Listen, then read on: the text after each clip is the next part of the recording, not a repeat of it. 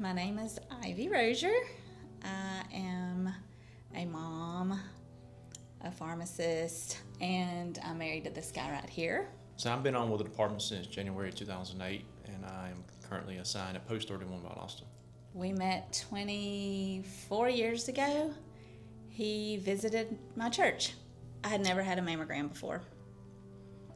I was 43 at the time, and it started because of my mother. I think it was like early October of 2020.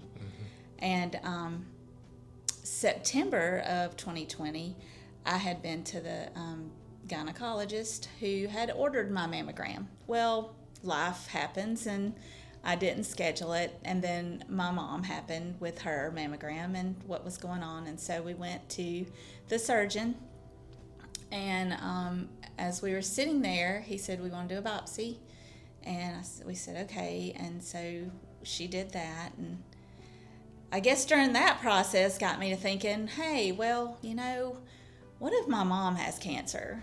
The doctor had us in and was like, your report come back and everything is benign. So everything looks good. There's no issue, So it was a relief, praise God. In the meantime, I went and had my mammogram done, and the first time I'd ever had it done, my doctor calls and says, hey, well, we see a little something, but we don't think it's anything because, we don't have anything to compare it to. We want you to just have an ultrasound done. From everybody I talked to that's had ultrasounds, they were like, normally they come back out and they'll say, everything looks good, you're fine, go home, Well, when they come back out and said, well, the doctor's got to look at a few more pictures, and look at it a little bit longer, they'll get back with you. And then I just kind of had that feeling. The doctor called me and she said, hey, do you have a surgeon in mind? We saw something on the ultrasound and we want you to talk with a surgeon. Did a biopsy, and then like a week later, that was probably like a very stressful week, I remember it falling around Thanksgiving.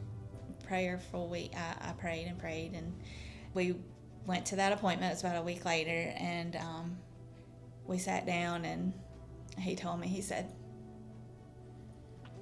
your mom probably saved your life because she didn't have cancer, but you have cancer. And at that point, I didn't know what to say. I kind of was in shock. He was in shock. It was a gut punch for both of us, and it was, I heard it clear as day, and my first reaction was that she lacked any reaction, so I didn't know if it had,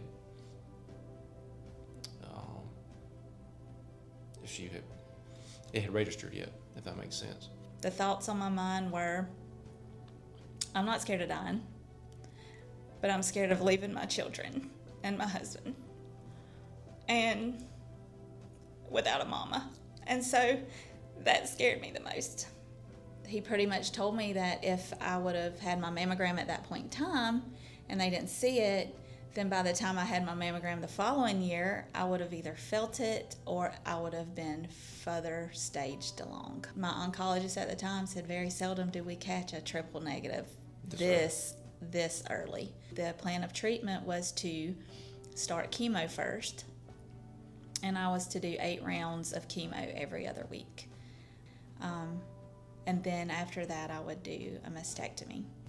When she spoke to that piece earlier,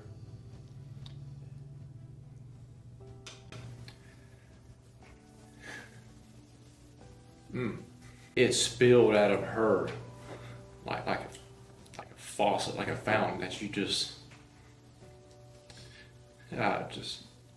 It was just a piece. I just knew God was going to take care of me. When my hair had fallen out, and at one point I remember my fingernails turning black from the chemo, and they hurt so bad. But I didn't let anybody know that. He was the only one.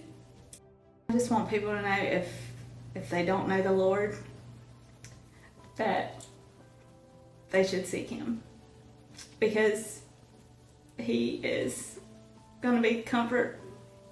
He's going to lead the way. His will be done. Get that early mammogram. Granted, I didn't when I was supposed to, but yet again, that was God when it happened.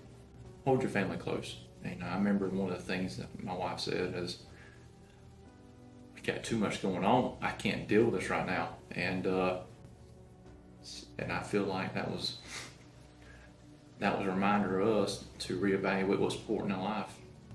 That we need to slow down, cherish the things that's close to us.